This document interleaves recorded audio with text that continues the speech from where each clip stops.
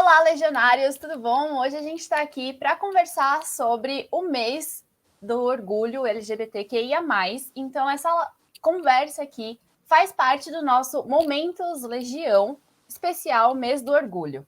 Eu sou a Gabi Orsini, sou apresentadora da Legião, tanto no Instagram quanto no TikTok. E aqui comigo hoje tá o Gus, o Léo, o Cris, o Evandro e o Márcio. Meninos, se apresentem. Eu sou Gustavo, eu sou formado em cinema pela Universidade Federal de Pernambuco e eu sou redator da Legião. E eu sou o Léo, eu sou editor na Legião dos Heróis, eu estudei jornalismo e tô aqui na Legião já faz muito tempo. Olá, eu sou o Cris, eu sou formado em jornalismo pela UEL, Universidade Estadual de Londrina. Atualmente eu sou mestrando em comunicação também pela UEL e eu sou editor na Legião dos Heróis há um bom tempo. E esse diabinho que você está ouvindo é meu gato que decidiu ser falante hoje. Oi, gente, eu sou o Evandro, eu sou formado em cinema e audiovisual pela Universidade Federal de Pernambuco, igual o Gustavo, e eu sou editor lá na Legião dos Heróis. Meu nome é Márcio, eu faço a comunicação da Legião. Escrevo, às vezes, no site também sobre anime, jogos e tudo mais. E eu sou formado em jornalismo pela Universidade Estadual de Londrina. Igual o Cris. Meu calouro. E veterano do Cris no site também. Bom, então, como eu falei, essa conversa aqui é para celebrar o mês do orgulho. E eu queria começar puxando duas pautas bem recentes que a gente teve. Primeiro foi o Loki se assumindo bissexual na série dele, né? Sendo o primeiro personagem de destaque no MCU a ser assumido LGBTQIA+. E também teve o lançamento do filme Luca, que acabou gerando algumas discussões sobre representatividade na Disney, nas animações e com crianças e tudo mais. Então eu queria começar perguntando para vocês o que vocês acharam dessas duas pautas que criaram um grande rebuliço, assim, principalmente no Twitter, né? Então, Gus e Léo, se quiserem começar para a gente ir sempre aqui na ordem que tá. Começar falando sobre Luca. Eu acho que o grande problema é sempre a Disney. Assim, a gente gosta muito das propriedades da empresa, mas não dá para negar que a própria Disney nunca fez muita coisa pela representação. E, ao mesmo tempo que eu fico muito feliz em ver eles assumindo o Loki, porque é a primeira propriedade da Disney e do universo cinematográfico da Marvel protagonizado por uma pessoa LGBTQIA+, eu não acho que eles vão explorar além disso. E a questão de Luca, para mim, é um pouco mais delicado, porque é um filme construído em cima de queer code. É basicamente você usar trejeitos e traços de personagens LGBT, mas não assumir esses personagens como LGBT. E, assim, eu acho muito vergonhoso que em 2021 a gente ainda tem que lidar com isso. Eu acho que a principal questão é essa representatividade, que não é exatamente uma representatividade. Você, tipo, chega ali e fala, olha, esse personagem é gay, esse personagem é bi, esse personagem é trans. E a gente não tá falando que necessariamente isso deva ser falado na história o tempo todo. Contudo, a gente, sendo pessoas, né, que fazem parte da comunidade LGBT e tendo lido muitas boas histórias sobre personagens assim, a gente consegue notar quando isso é realmente trabalhado na história, mesmo que não seja o foco da história. Porque tendo uma vivência com uma pessoa LGBT+, a gente sabe que as coisas não são daquele jeito, não são, tipo, representadas daquela forma. E o que a gente acaba vendo é isso. Você vai lá, você joga um personagem e diz, olha, esse personagem, ele é queer. Mas isso nunca é trabalhado além dessa pequena fala. Isso nunca é trabalhado na história dele, na origem dele, em como ele se porta e em como ele vê o mundo mesmo. A gente sabe que, querendo ou não, pessoas LGBTs têm uma visão de mundo muito diferente de pessoas héteros, de pessoas cisgêneros, sabe? Tipo, isso nunca é abordado. Você somente joga ali, olha, é um personagem queer, mas isso não tem nenhuma outra importância real. É somente para falar que você tem esse personagem, olha como a gente é representativo, mas a gente nunca vai trabalhar ele além disso. Eu acho que esse é o meu maior medo, por exemplo, com o Loki atualmente nos cinemas e série, né? Tipo, essa informação foi colocada ali, só que antes disso a gente nunca viu o Loki tendo um romance, a gente nunca viu o Loki tendo uma vivência como pessoa LGBT. É dito que ele é gênero fluido, a gente nunca viu isso nos cinemas também, tipo, essa coisa, olha, vamos jogar umas informações aqui. A gente vai trabalhar isso? Provavelmente não. Só que tá ali, sabe? Não precisa reclamar que não tem mais. Isso acho que é o meu maior problema com tudo isso. Eu acho que é um grande problema mesmo que simplesmente, tipo, joga assim informação. Olha só, vocês queriam representatividade? Tá aqui, gente, tá aqui. O que mais que vocês querem? Exatamente isso. Né, Cris? O que você acha? Eu acho que é muito engraçado como que a gente não tá pedindo muito. Eu acho que, para começar, é bom deixar claro que a gente não tá pedindo muita coisa. A gente não tá pedindo algo além do que todo mundo já tem. A gente só quer se ver no maior universo cinematográfico que tem atualmente, sabe? Só que existe um problema quando o histórico da Marvel em representatividade no cinema é um pouquinho delicado quando o assunto é LGBT. O nosso único outro personagem que a gente tinha era o diretor de Vingadores Ultimato, e um personagem sem nome, em uma história que é tipo... Que virou sabe? piada, inclusive, né? Exato, porque que grande representatividade. Um homem hétero cisgênero fingindo ser gay em um filme, em um personagem sem nome, sendo que a Marvel tem, sei lá, 47 personagens LGBT que encaixavam ali na história de Vingadores Ultimato. Então eu fico com medo de como eles vão adaptar Loki e os outros personagens, porque a gente já tem introduzido ali personagens que são LGBTs, como o Icano Celery e como a Miss América Chaves, que vai chegar agora em Doutor Estranho 2. Eu fico dividido entre a esperança de que eles consigam acertar isso e que a gente tenha realmente uma representatividade, que agora a gente vai explorar isso, e ao mesmo tempo eu fico, Loki é bi, e agora? Porque parece que eles podem muito bem só falar, não, mas olha aí a representatividade, o Loki é bissexual, ele sempre foi bissexual, vocês só não sabiam e nunca mais vão saber, porque a gente não vai trabalhar isso. E esse é um medo que eu tenho. Agora, sobre Luca, eu concordo que existe um problema na Disney de queer coding, e isso a gente vê em vilões, principalmente. Todos os vilões da Disney são passíveis de queer coding, todos eles têm essas características. Só que eu acho que Luca me agradou muito, ainda que eles não tenham tido a coragem de colocar, olha só, essa é uma história de romance entre essas pessoas que estão se descobrindo e estão em uma fase de descoberta de identidade e tudo mais. E é uma história muito bonita, é uma história muito fofa nisso. Eu acho que existem os sinais ali que nós que somos LGBT conseguimos identificar em uma narrativa que é um pouco menos caricata do que a gente está acostumado a ver. Então eu gostei bastante do filme, eu gostei bastante disso, só que eu concordo que eles poderiam ter sido um pouco mais, se essa era a intenção deles, um pouco mais incisivos em colocar, olha, isso realmente era uma história disso. E é engraçado como que a grande polêmica é porque crianças e um relacionamento... A gente não está pedindo um relacionamento em criança, a gente não está pedindo um relacionamento explícito ou que vá além de uma paixonite entre crianças. E é engraçado porque colocam isso como se fosse algo anormal, sendo que a gente cresceu com a Turma da Mônica. E todo mundo tem Cebolinha e Mônica desde pequenos como um grande casal, Cascão e Cascuda, a Magali e o rapaz da padaria, sabe? A gente vê isso o tempo todo. A mídia inteira é cheia de casais que são crianças que são trabalhados desse jeito fofinho, que não vai nada além do que é fofinho. E a gente não está querendo nada disso, a gente não está sexualizando crianças. A gente só sabe que nós fomos crianças LGBT. A gente existe. E a gente não quer nada que seja impróprio para crianças, é só ser honesto com isso, porque é bem hipócrita você crescer em uma sociedade que chipa Mônica e Cebolinha, Cascão e Cascuda e falar, não, mas isso é errado, crianças não deveriam ter romance. Um exemplo muito bom, eu acho que dá pra colocar nisso, é Stranger Things, né? O relacionamento da Eleven com o Mike. Tipo, eles são crianças e eles estão ali dando beijinho em tela. Por que esses dois podem dar beijinho em tela, mas o Luca e o Alberto não podem nem segurar a mão, né? Ou a gente não pode nem chipar os dois como um possível casal. E outra coisa que você falou que eu achei bem interessante é que, tipo, a gente realmente não tá pedindo demais. Porque se for olhar a história do cinema desde que começou, é representatividade do homem hétero cis branco ou da mulher hétero cis branca. E ninguém nunca reclamou disso.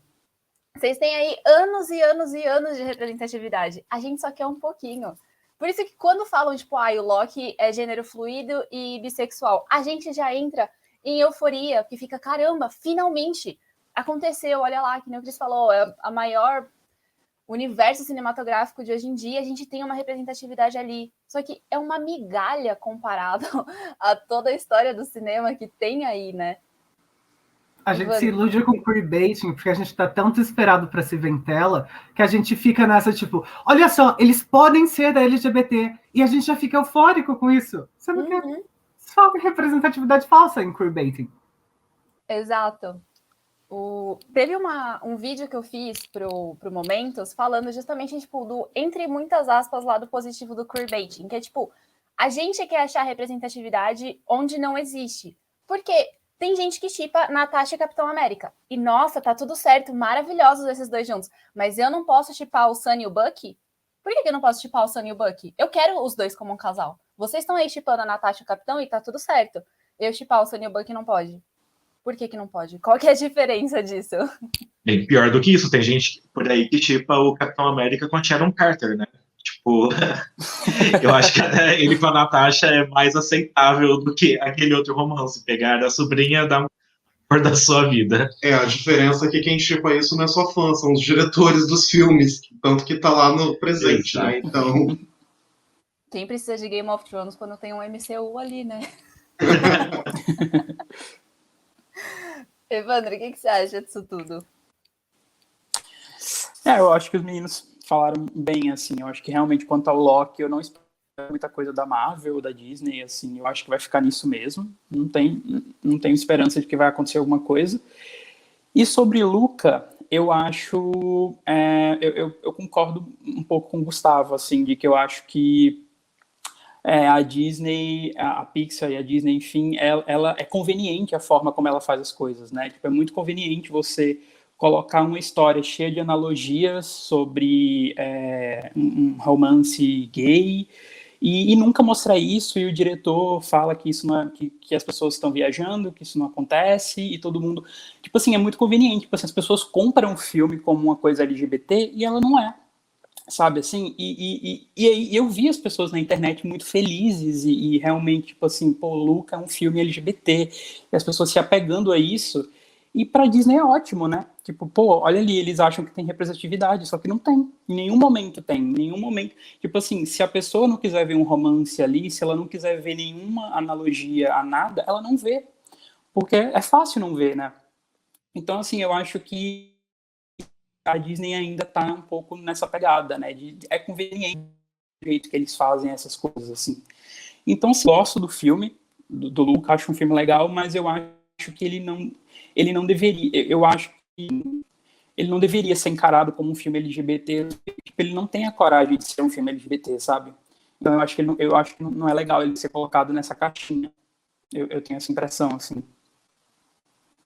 Eu acho que muito disso vem da própria ideia de segurança da Disney também, porque toda vez eles anunciam um personagem LGBT, eles anunciam que, olha, pela primeira vez na história a gente vai trazer um personagem LGBT numa animação, num live action, num filme, e sempre são personagens coadjuvantes, que não são representatividade positiva em si, e que se tem cenas que falam da própria sexualidade, ou que falam, são aquelas cenas minúsculas que são para ser cortadas na Tina e na Roots, assim. Então, é muito conveniente você fazer esses filmes que têm essa representação, mas ao mesmo tempo uma representação que não incomoda pessoas hétero, e isso para mim é bizarro, assim. Eu acho que é uma coisa que vocês falaram antes, que tipo, o Cris acho que falou, e agora o Evandro deu uma reforçada nisso, que tipo, a gente enxerga em Luca essa representatividade porque a gente viveu isso, a gente vive isso. Então, se ele falar, caramba, eu passei por uma situação muito parecida, olha lá, é uma história parecida com a minha, eu consigo me identificar ali. Eu acho que essa foi meio que a ideia da Disney mesmo, de tipo, a gente não vai assumir nada, mas deixa eles verem ali. Vai ter, mas a gente não vai assumir, porque quem é hétero e não vai querer ver isso, não vai ficar bravo que o filme é LGBT. Então você só joga lá, quem vai olhar e falar, opa, me identifico. Mas quem não é, não vai ver nada, vai falar, tá, beleza, um filme de animação bonitinho, 2 amiguinhos e tal, legal, né? Bem, Mas é só esperar daqui... Eu acho que é só esperar daqui a um ano, no próximo mês do orgulho, que eu tenho certeza que vai ter camisetas de Luca com símbolo LGBT, arco-íris, tudo mais, mas assim, é somente porque é a marca, tudo, mas não é porque eles são gays, tá, gente? É somente porque estamos fazendo aqui uma celebração do orgulho, olha como vocês gostaram, né? E desses personagens, mas assim, eles não são gays, tá? A gente só tá colocando uns arco-íris aqui junto deles. Exatamente. É só para dá o pick money para eles, né? Eles querem pick money, é isso, gente. Márcio, o que você acha disso que a gente está conversando até agora? No fim, tudo se resume a dinheiro, né? Você quer o dinheiro das pessoas LGBT e você quer o dinheiro das pessoas héteras. Você não quer assumir alguma coisa, você não tem coragem de assumir o negócio em tela. E ainda que eu tenha gostado muito de Luca, e eu tenho gostado muito de ver Loki se assumindo dessa forma, porque foi uma maneira muito natural, e a diretora do episódio fala o quanto ela queria ter feito aquilo dessa maneira e tudo mais, porque ela, como uma pessoa bi, queria fazer isso, né? Ainda falta coragem, porque assim, representatividade. Por que representatividade é necessário? Eu não. Por mais que quando a gente é mais jovem, né? A gente assiste desenho, a gente assiste filme, mas a gente vê esses personagens, por mais que eles se pareçam muito, a gente eles não são. É um espelho muito embaçado pra gente se ver ali, né? E hoje em dia a nossa personalidade ela se constrói a parte olhando para a cultura pop e absorvendo essas coisas, entendendo como que o mundo funciona e como que relacionamentos são, é, como que você deve agir, como que você deve funcionar, né? Você absorve essas coisas para você. E a gente não tem isso. Não tem quando eu era menor, o Gustavo escreveu sobre isso num texto dos momentos. Quando você é mais jovem, você tem super-heróis, você tem personagens de animação, você tem personagens de filme de ação, ou de filme de comédia romântica e tudo mais, que você se enxerga naquilo e você enxerga um futuro para você enxerga um sonho. E eu não tive. Eu acho que ninguém aqui teve. Porque não, não é só o lance do afeto, não é só o lance sexual, mas é uma visão de vida muito diferente, né? É, que a gente não encontra, né? É, e as pessoas, falando sobre os momentos, né? A gente postou vários conteúdos já sobre o tema. E nos comentários, algumas das coisas que eu vi principalmente era da galera falando o seguinte, que eles não ligavam para romance ou para relacionamento entre heróis, desde que a história fosse bem escrita. Mas espera aí, cara. Desde sempre, as histórias de super-herói, as histórias no cinema e as histórias da ficção são baseadas ou têm uma âncora em romance. Todo filme, todo livro, toda série, todo quadrinho, existe romance. Romance é hétero, mas existe romance. Então, como é que você quer me falar que nesse tempo todo você nunca viu relacionamento do Clark com a Lois, ou relacionamento do Homem-Aranha com a Mary Jane? Ou se você vai lá nos filmes mais antigos, né? E daí você pega, tipo, as princesas Disney, todas elas têm um príncipe, né? Sempre num filme de ação, a motivação principal do cara é salvar a mocinha, ou num filme de comédia romântica, desses mais antigos. Hoje em dia a gente tá mais avançado nisso, que não se limita tanto, né, nessa questão de gênero, mas, por exemplo, comédias românticas, a mulher quer lá conquistar o cara, né? Quantos filmes da Julia Roberts a gente já não viu sobre isso? Ou quantos filmes do Bruce Willis a gente não viu dele correndo atrás de uma mina? E no final das contas, a sua vida como hétero está permeada desses assuntos, está permeada dessa construção de valores, né? E que a gente não tem. E daí você chega com um filme como Luca, e eu fiquei muito emocionado assistindo. Eu estava assistindo com o Cris, inclusive. A gente ficou muito emocionado assistindo, porque era uma coisa que, se eu tivesse visto quando eu era criança, eu ia ter entendido um pouquinho melhor o que estava se passando na minha cabeça naquele momento. Por que eu não me encaixava tanto, né? Por que eu não olhava, porque eu olhava diferente para as outras pessoas, né? Mas o filme, ele também não vai, ele chega ali, na linha de chegada, mas não passa da fita, sabe? Porque ele tem nuances, ele tem metáforas, ele tem tudo, mas ele não vai até o final. E a gente não tá nem falando de fazer os personagens se beijarem ou de correr, não, vamos ser namorados. ou vamos levar esse relacionamento além. E no fim das contas, eles não são nem crianças, eles são adolescentes. Vale lembrar isso. Eles não estão numa idade tão absurda de você pensar em um namorinho, sabe? Mas não, Eles não têm vai. ali os seus 13, 14 anos, né? Por aí. Sim. É. Que é a Eu tenho idade um beijo com 13 anos, então assim, não é um absurdo crianças de 13 anos estarem dando beijos. é a idade dos outros filmes da Disney, sabe? Que, tipo, as princesas estão ali beijando e casando, né? Eles não falam, mas é a idade que elas são. Elas não são maiores de 18, Sim. sacou? E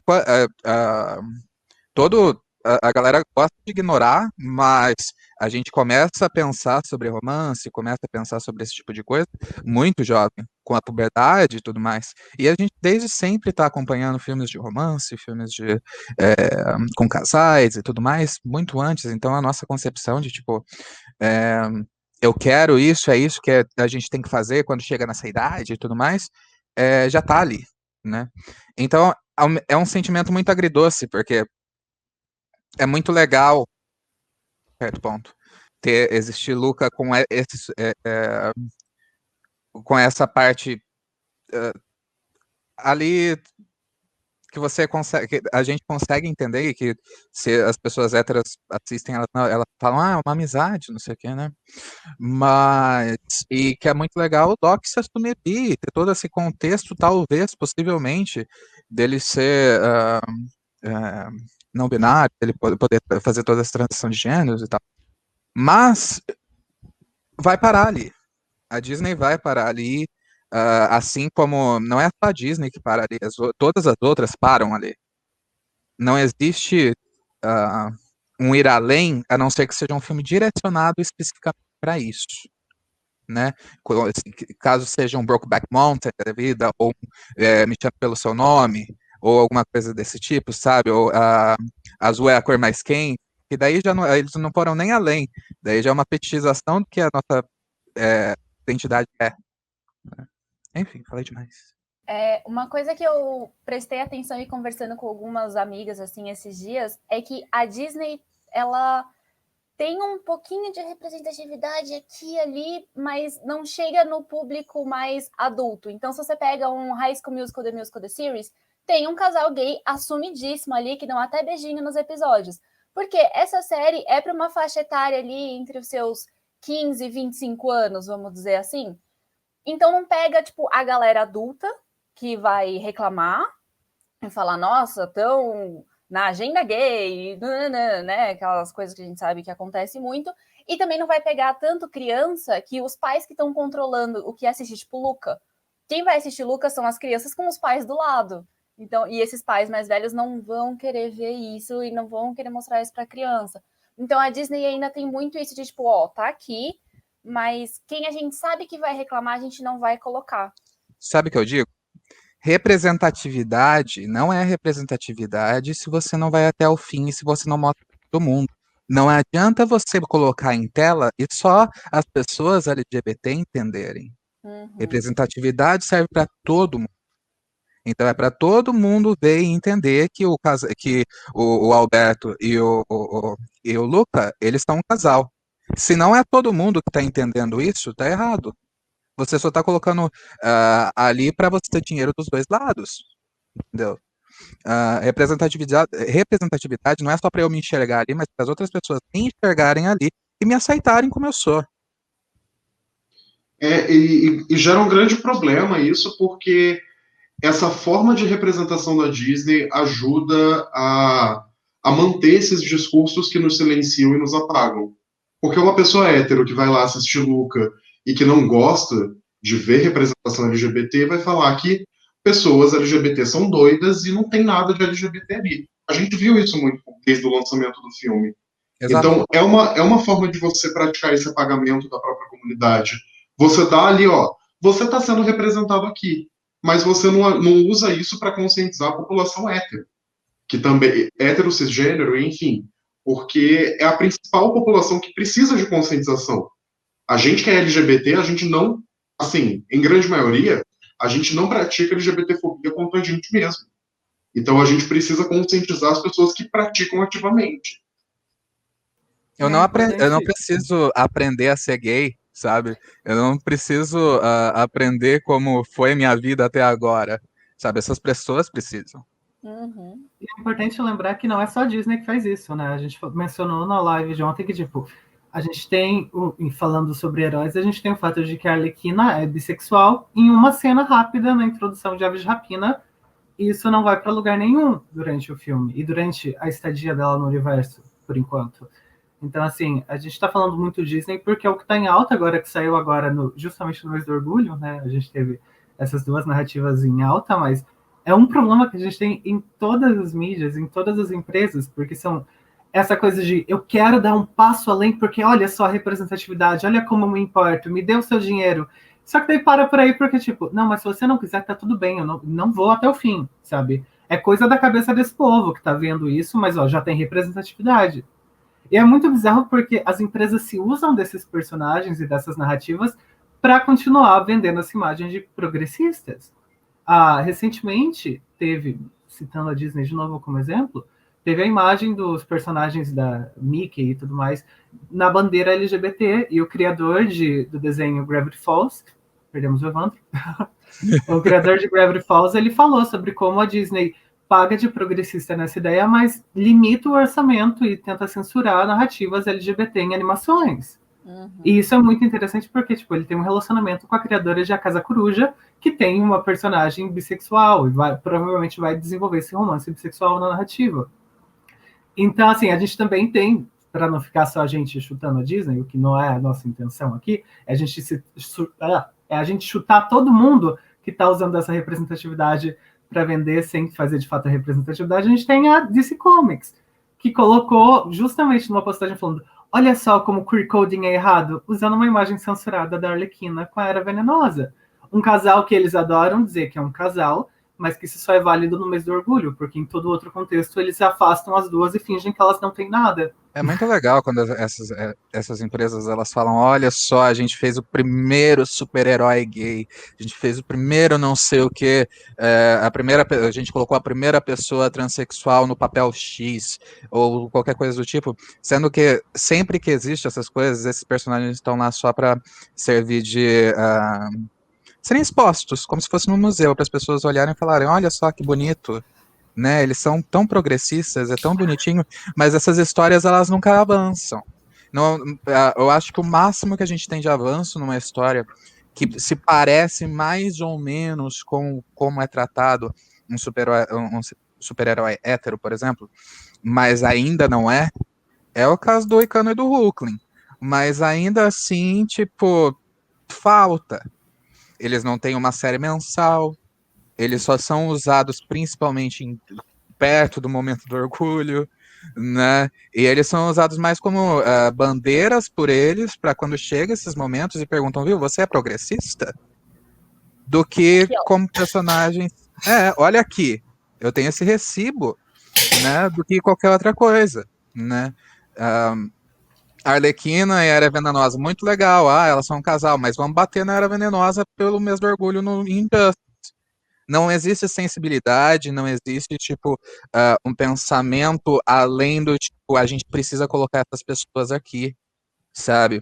E é frustrante, é extremamente frustrante quando você vê um anúncio, tipo, agora a gente vai colocar um personagem gay, ou uma personagem lésbica, ou uma personagem trans no quadrinho X ou no filme Y, e daí você chega lá e você dá de cara com um negócio que ou é estereotipado, ou tem 2 segundos de cena, e provavelmente vai morrer, né? Porque kill your gays, né?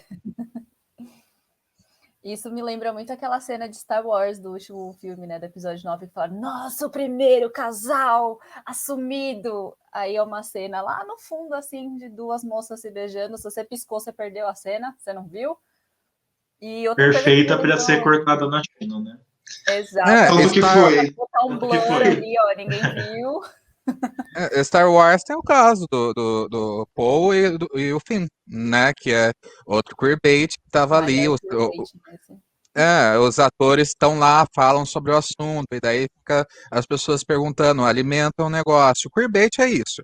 Queerbait é você sugerir fazer as pessoas engajarem no seu conteúdo, mas depois você fala, não, estava tudo na cabeça de vocês. Vocês estão malucos, isso daqui nunca existiu, é só uma amizade. E quando você é uma pessoa hétero e você só tá ali assistindo por X, né, você vai acreditar mesmo que é só uma amizade, porque não foi realmente mais nada disso do que eles mostraram, né? Então, assim, você tá fazendo a comunidade inteira pagar de maluca. Só isso. Pelo dinheiro. E outro caso da DC também, inclusive tem o texto da Mel que ficou maravilhoso, né, de bissexualidade e tudo mais, que também tem o caso da Mulher Maravilha, né, que é sempre, tipo, ela mora numa ilha só com mulheres, é óbvio que ela beija mulheres, mas vocês nunca vão ver isso. É óbvio até que ponto, né? É. O mais engraçado é que alguns anos atrás, não sei se foi 1 ou 2, o tempo tá meio complexo ultimamente, né? Mas a Mulher Maravilha, ela saiu numa edição do Orgulho da DC, carregando a bandeira, toda maravilhosa, um vestidão, assim, uma coisa muito diferente do contexto que a gente vê a Mulher Maravilha geralmente, né? Mas a bissexualidade dela nunca é explorada, nunca é falado. Legal, ela mora numa ilha só com mulheres, o que que acontece ali? Aí você tá fetichizando essas mulheres também, cara. Não é só porque é uma ilha de Amazonas que é uma ilha de lésbica, sacou? E vale lembrar que essa revista, Love is Love, ela nem é considerada uma revista canônica da DC, porque ela foi publicada por outra editora, que é a IDW. Então fica naquilo, né? Tipo assim, esse ano eles lançaram o DC Pride, que é uma revista trazendo vários personagens LGBT. A maioria nem aparece nos quadrinhos, só foi lembrado agora, porque a gente precisa comemorar. E com isso você não explora esses personagens. E na DC Pride eles nem sequer mencionaram a Mulher Maravilha ali no meio. É muito engraçado, porque é isso, para vender para a comunidade, para falar, olha, ela é um ícone queer, ela tá ajudando a lutar pela população LGBT e tudo mais, eles não perdem tempo, mas na hora de fato representar isso, não existe. É que, na verdade, o que rolou com a Mulher Maravilha foi que ela foi escrita como queer / bissexual pelo Greg Rucka, que ele é a maior autoridade assim, em Mulher Maravilha dentro da DC. Ele escreve a Mulher Maravilha já faz anos, ele é um dos autores que mais tem contato com ela, e ele falou, não, eu sempre escrevi ela dessa forma, eu quero colocar isso nessa história. Isso foi colocado em uma história dela, e desde então, se eu não me engano, ele foi removido desse título, ele não tá mais escrevendo Mulher Maravilha atualmente na DC, e a DC apagou completamente a Mulher Maravilha como uma personagem queer / bissexual. Acho que isso é algo bem interessante da gente, sabe, tá notando, citando, porque, estranho, né? Eu ia mencionar justamente estranho, a Amor é Amor, porque, tipo, eu tenho essa edição, eu chorei horrores lendo essa edição, porque Muito foi bonito. uma edição especial feita pro Massacre do Bot Pulse, em que, olha só, LGBTs morrem todos os dias, caso você achava que a gente estava pedindo mais do que apenas o direito de continuar vivo. E é uma edição linda, linda, linda, linda. Cada página é dedicada a um herói falando sobre isso, ou simplesmente artistas colocando essa dor na página e colocando para fora e tudo mais. E a Mulher Maravilha aparece bastante ali. Tem uma história dela ali, né, que é essa página, ela falando sobre como ela é essa personagem LGBT. E a gente vê isso no quadrinho do Greg Rucka, ela se assumindo LGBT. Só que para aí. E assim, a gente tem a maior heroína de todos os tempos, porque indiscutivelmente a Mulher Maravilha é a maior heroína de todos os tempos. Mas ela não pode ser LGBT. Assim como o Superman não pode ser LGBT. Assim como o Batman não pode ser LGBT. Parece que LGBT só podem ser os personagens que são fáceis de colocar na geladeira quando não é o mês do orgulho, sabe? Porque não dá para você. Exato, porque não dá para você ignorar a Mulher Maravilha. Mas, por exemplo, com a Arlequina, dá para você ignorar o romance dela. Então, você trabalha o fato de que ela é bissexual, mas só mostra ela se relacionando com homens heterossexuais, que é o que aconteceu na edição mais recente da Arlequina, a fase dela, em que os escritores foram proibidos de mencionar o nome Era Venenosa. E aí? A gente realmente foi feito só pro mês do orgulho. O Estranho, que é o primeiro personagem gay da DC Comics, que a gente não sabia quem ele era, porque ele estava na geladeira há muito tempo. Então, assim, grande representatividade, nunca ouvimos falar. E tá tudo bem a gente conhecer esses personagens agora. O problema é que eles só são usados na edição do orgulho. A gente quer mais do que isso. A gente quer se ver em todos os cantinhos ali, sabe? A gente quer se ver numa edição mensal. A gente não quer que o Wiccan e Hulkling entrem em destaque apenas porque eles foram censurados em uma Bienal do livro. A gente quer ver eles tendo esse destaque durante todo o universo da Marvel. Não só em edições que foram feitas para mostrar, olha como somos progressistas, olha como temos personagens LGBT. Então, eu queria encerrar aqui o nosso papo num pouquinho mais alto astral, porque a gente já bateu em muita gente aqui, né? Falamos tudo que tinha, tiramos tudo de dentro do coração. E eu queria encerrar falando de alguma HQ, algum livro, série, filme, que seja, que vocês assistiram e ficaram tipo, caramba, é isso, tem representatividade explícita, eu consigo me ver nos personagens, eu tô feliz assistindo isso, não estão querendo enganar ninguém, não é pink money, não é queerbaiting, não é nada. Eu queria começar falando de She-Ra e as Princesas do Poder, que pra mim, assim, a animação mais perfeita do mundo, que não tá nada escondido, não tem ninguém no armário, é todo mundo ali assumido quem é, tem casal sim, e eu acho lindo, sempre que eu assisto essa animação eu fico emocionada, porque é tudo que eu queria ter visto na minha infância, sabe? Porque todos os personagens ali têm um pezinho no vale, são um pouquinho queer, independente do jeito que seja, né? Tem os casais assumidos e eu fico muito feliz assistindo She-Ra, porque eu olho e eu penso, tipo, é disso que a gente precisa. E não é porque é uma animação para criança que não vai ter. Não, vai ter sim. E as crianças estão assistindo e as crianças estão gostando. As crianças não estão ligando se tem mulher beijando mulher, que tem dois pais ali. As crianças não ligam para isso. Quem liga é a galera que já está formada, que tem cabeça formada e que se incomoda. Porque eu acho que é isso que as crianças têm que assistir. Então, assim, She-Ra e as Princesas do Poder, para mim, é uma animação perfeita e que deveria ser um exemplo para todas as outras produções seguirem e, tipo, vai lá, assume tuas cores mesmo e seja feliz, sabe? Gus e Léo, querem começar falando a de vocês? Eu tava pensando aqui porque a difícil vida do LGBT, gente. Eu parei pra pensar, meu Deus, representação, o que que existe, assim? E fugindo um pouco do campo dos quadrinhos, dos super-heróis e tudo mais, eu sou uma pessoa que eu gosto muito de terror, de forma geral, do gênero em si. E recentemente teve um filme que eu achei muito boa a construção e a abordagem da representação em si, que é o Freak, no Corpo de um Assassino, que saiu no final do ano passado. E ele é um terror meio comédia, em que você tem essa mocinha em perigo, obviamente subvertendo vários clichês, que ela troca de corpo com um assassino. E a partir disso o filme começa a explorar muitas questões relacionadas à comunidade LGBT, principalmente questões de gênero, de identidade. Você tem um personagem que é abertamente gay, é um personagem afeminado, e isso é usado de uma forma muito boa ao longo do filme, muito positiva, sem contar que não é só aquele estereótipo de vamos botar um monte de personagem LGBT junto para sair matando todo mundo. Não é isso que a gente tem aqui. E para mim é um tipo de filme ótimo, porque como fã de terror, a gente cresce vendo muito do queer code, a gente cresce vendo muito desses personagens que são sempre marginalizados. Se você vai para um slasher, todo filme que tem um LGBT, esse LGBT vai morrer. E esse filme veio para me trazer uma surpresa muito positiva, de verdade. A minha recomendação, na verdade, são duas, que se ligam, né, um pouquinho, e talvez eu fale um pouquinho muito aqui, então desculpa, gente. A primeira é o Astonishing X-Men, que é a Surpreendentes X-Men, que veio no Brasil. Contudo, é somente a fase da Marjorie Liu.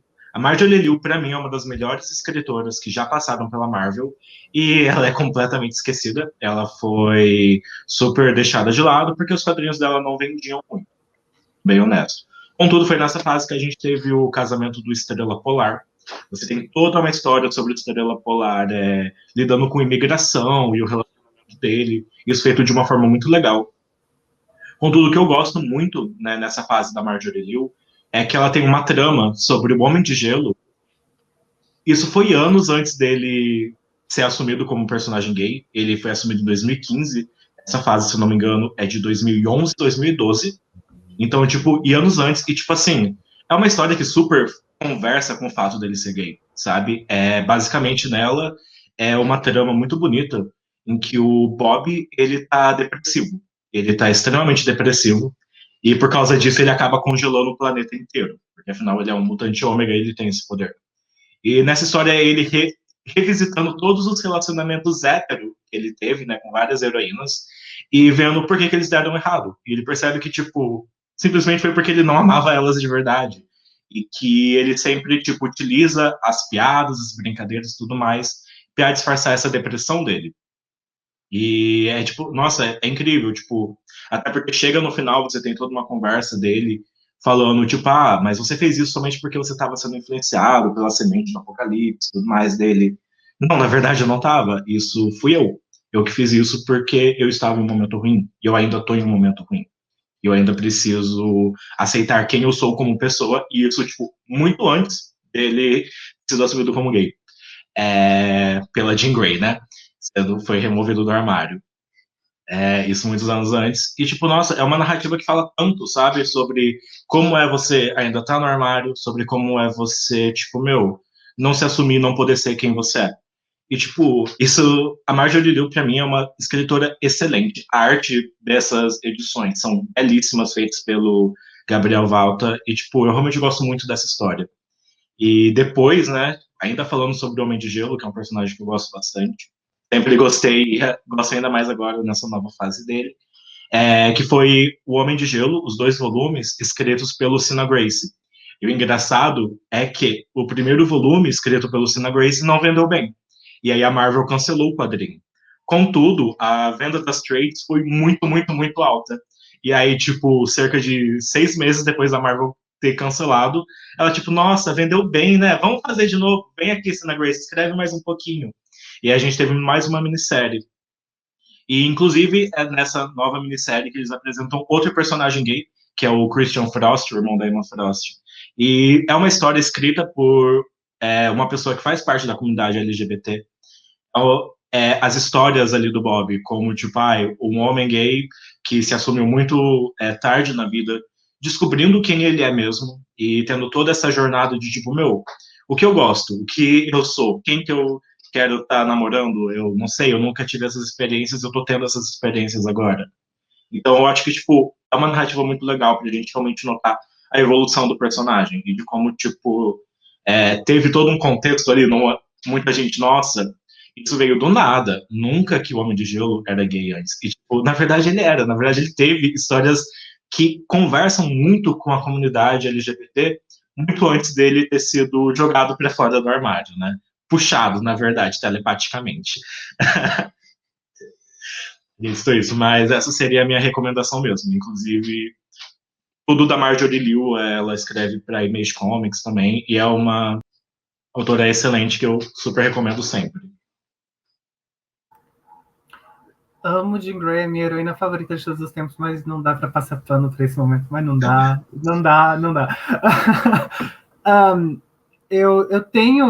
Eu poderia ficar falando de algumas indicações aqui, porque a gente que é LGBT, igual o Gus falou, a gente tem tão pouca representatividade que a gente se apega de um jeito. Então, assim, as boas histórias que eu acompanhei, que tem essa representatividade, eu carrego muito para mim sempre. Então, eu poderia falar de Steven Universo, eu poderia falar sobre Legends of Tomorrow, que a gente comentou na live de ontem e tudo mais. Mas, já que a gente passou por desenho, filme de terror e quadrinho, eu vou então ficar com um livro. Eu quero indicar o meu livro favorito e o romance que acabou com a minha vida e me fez morrer de chorar de tão lindo que é escrito, que é A Canção de Aquiles, que é recontando a Guerra de Troia de um jeito extremamente delicado, bonito, vulnerável e mostrando o romance de Aquiles e Patroclo.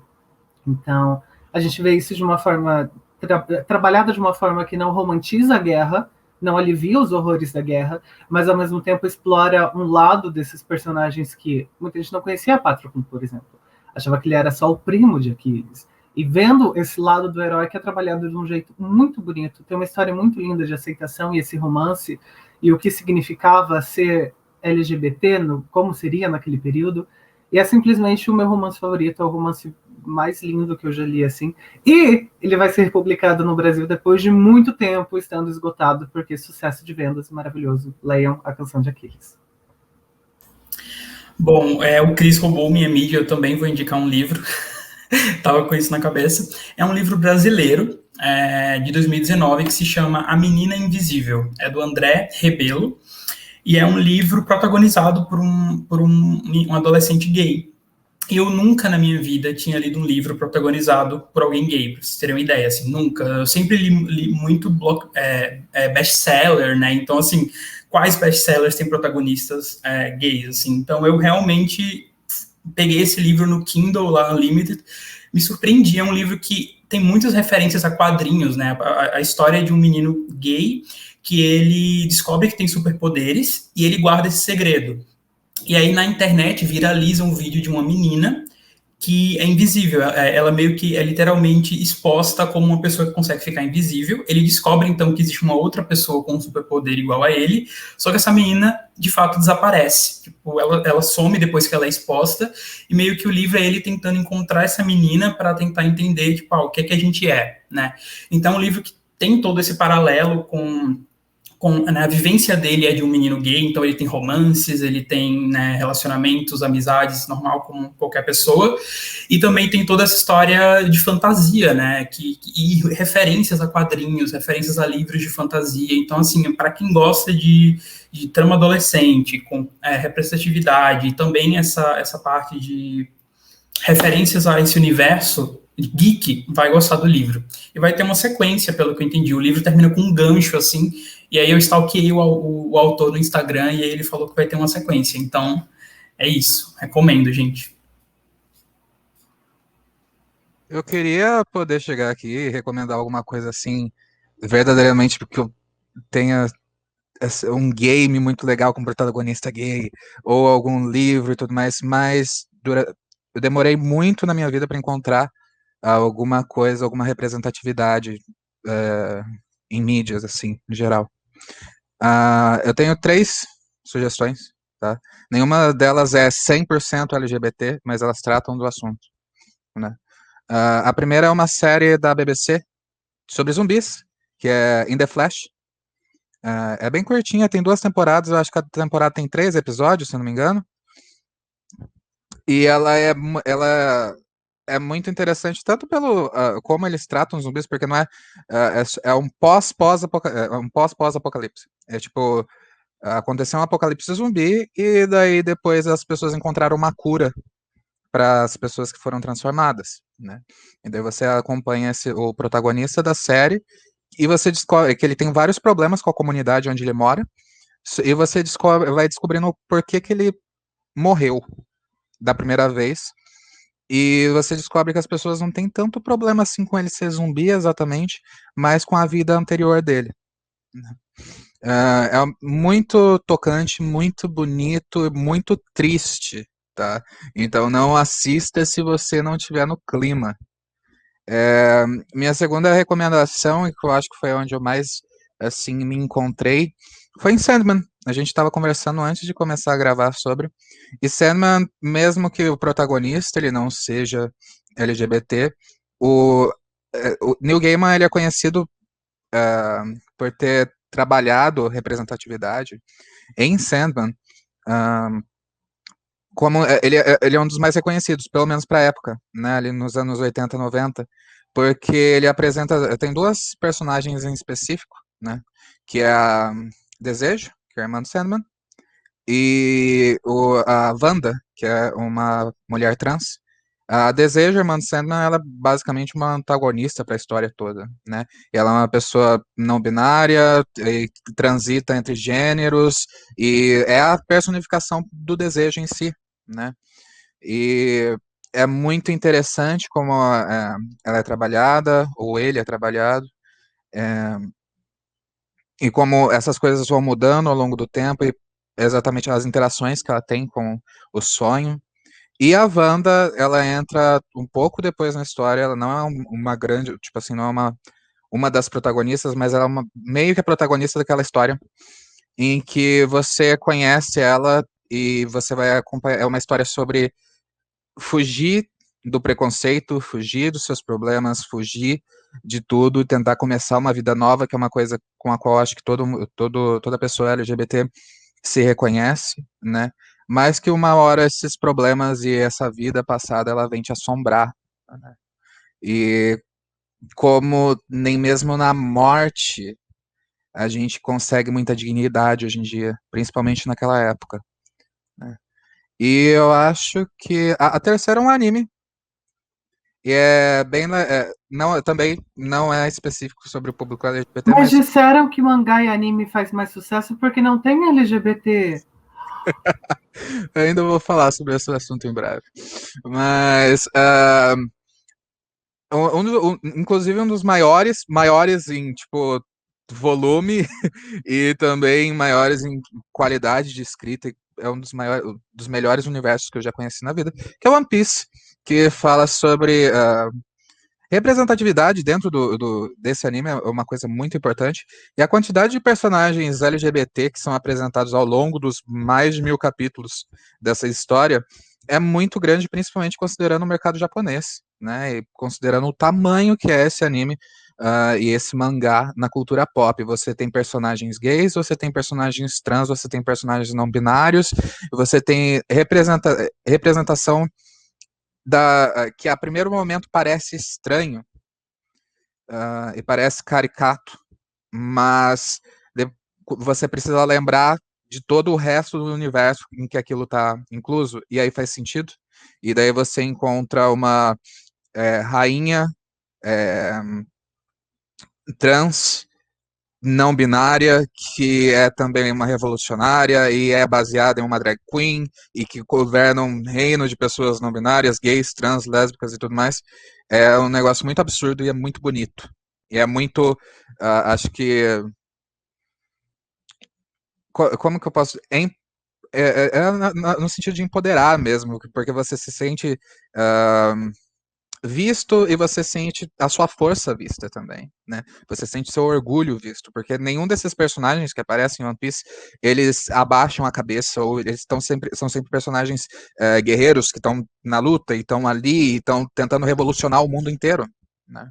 Acho que são 3 opções bem diferentes. Bom, gente, então muito obrigada pela conversa, foi muito legal ter batido esse papo com vocês.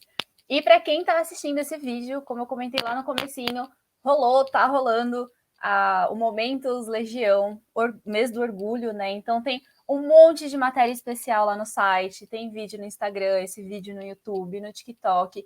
Então, assim, o que vocês quiserem achar do momento especial, mês do orgulho, vocês vão achar matérias incríveis, principalmente no site, porque elas estão muito bem escritas, muito bem pesquisadas, estão maravilhosas. Todo o trabalho de vocês lá na redação e no site foi incrível. E tudo que vocês quiserem ver do Momentos Legião do Orgulho, mês do orgulho, é só entrar nas nossas redes sociais também e dar uma pesquisada de resto. Obrigada, gente. Até a próxima. Nada. Tchau, tchau, gente. Tchau, gente. Tchau, gente. Veio gerando algumas... sexuais e travestis com...